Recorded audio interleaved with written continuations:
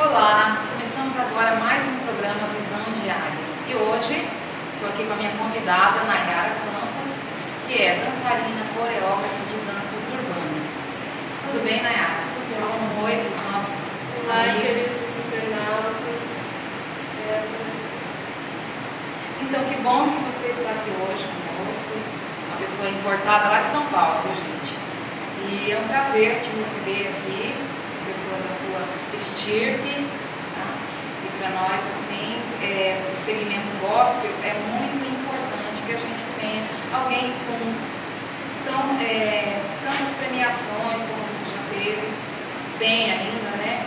E com tantas participações que você já fez. Então, Nayara, começando aqui, como que você se viu na dança? Como que você começou? Como que você teve essa visão que você nasceu para a dança? Eu comecei a dançar na igreja, né? Primeiro assistia vídeos quando criança, seguia aqueles programas de TV que tinha, e naquilo foi me chamando a atenção. E foi quando eu fiz um teste para poder dançar na igreja, né? Na sala da nossa técnica grande, há 10 anos atrás, e lá que realmente começou a florescer mesmo o dom, né? E aí foi quando eu comecei a ver que tinha mais jeito para coisa mesmo. Aí você foi enfrentando desafios, né, pelo caminho. Qual assim o maior desafio teu? A maior dificuldade que você enfrentou no ministério, né, no Ministério da Dança? Que quando eu comecei a dançar e chegou o momento de escolher o que eu ia me profissionalizar na minha faculdade. Uma das coisas que então me chamava atenção, por conta da dança, eu optei por fazer educação física, que não era muito o que minha família gostaria, né? Eles gostariam de que eu me formasse em direito, virasse delegada, juíza. E meu primeiro desafio foi quando eu optei por educação física por conta da dança, porque eu comecei a me envolver muito com isso, a dar aulas, a estar em projetos, tanto que no meu período inteiro da faculdade, desde a primeira semana, eu dei aula em projetos para pagar, receber como bolsa para pagar a faculdade. Então, uma das coisas de dificuldade foi a questão do financeiro mesmo, de dança não dá dinheiro, até quando você vai ficar com dança, porque o que dá dinheiro é ser advogado, o que dá dinheiro é ser doutor, aquilo que pai e mãe sempre sonha, né? Então a primeira dificuldade foi em casa. Em casa, né? E engraçado que na casa da Nayara, a família toda é de músicos. Sim. Né? De músicos que tocam, que cantam, e tem mais gente que dança também, né? Então, e a gente, assim, no caso, viu no teu caso, a dificuldade que você enfrentou mesmo com uma família que tem a visão já aberta para o ramo da arte, que é a música, né? Nós vamos ver agora um vídeo no YouTube, né? A gente vai passar agora para que você veja quem é Nayara Campos.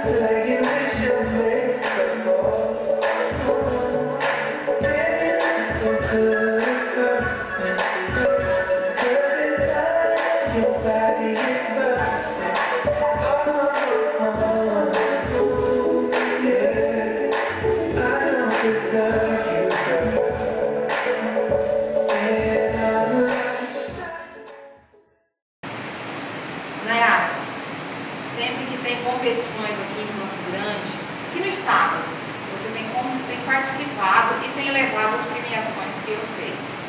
As batalhas de b-boys, que é engraçado que esse nome é meio que masculino, uma coisa assim, e você é tão feminina, tão bonita. E como é que você consegue vencer aqueles meninos hop existem segmentos. Então existem estilos de dança, que existe o b-boy ou b-girl, que é que tange o break, existe lock, existe pop, existe raga, existe wack, sea-walk, house. Então são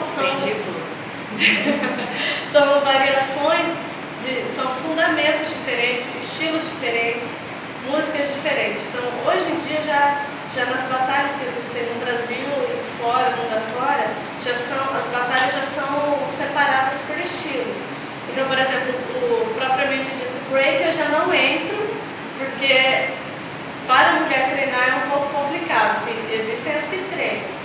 Mas, assim, por exemplo, eu às vezes vou competir em freestyle mesmo, hip hop freestyle, eu vou batalhar em locking.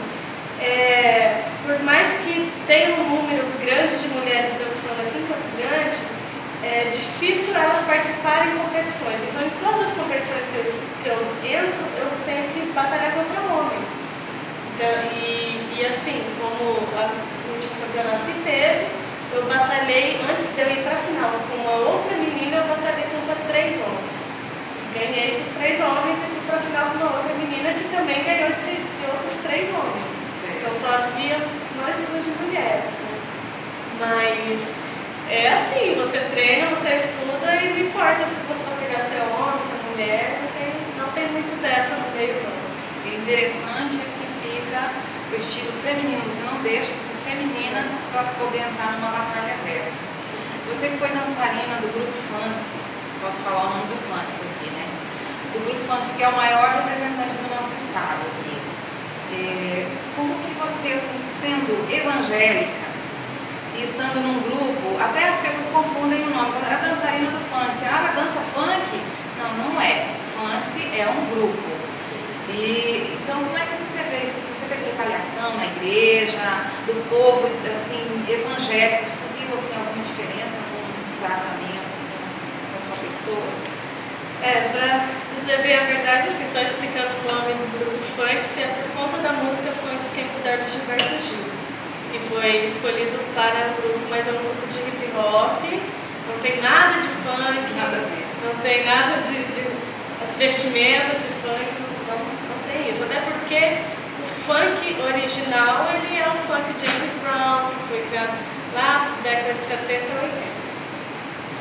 Então, assim, eu dancei por um tempo na igreja, né, por 4 anos, e depois eu resolvi ampliar profissionalmente, porque eu já não estava dançando por hobby, era profissional. Então, qualquer dançarino aqui de Campo Grande, do estado, se espelha no funk. Então, foi por conta de convite de um amigo para fazer um curso de férias no estúdio. Quando terminou o curso, o Edson Clark, o coreógrafo, me chamou para entrar no grupo Street Pop, que é base, e do Street Pop eu entrei pro Funks e lá fui evoluindo até que eu me tornei substituta do Edson. Eu também comecei a coreografar o Funks, representando quando ele não podia em viagens, eu o representava. Então, assim, eu tive um crescimento técnico muito grande, né, assim, porque nós viajávamos muito, nós fizemos muitos espetáculos profissionais mesmo. Internacionais. Sim. Nós apresentamos várias vezes, todos os meses viajando, né, com apresentações fora. Então, tecnicamente, para mim, acrescentou muito. As pessoas na igreja, elas vêm meio assim, né, falam, nossa, tá, mas e aí, a crente agora vai dançar no grupo secular e vai para o mundo, né?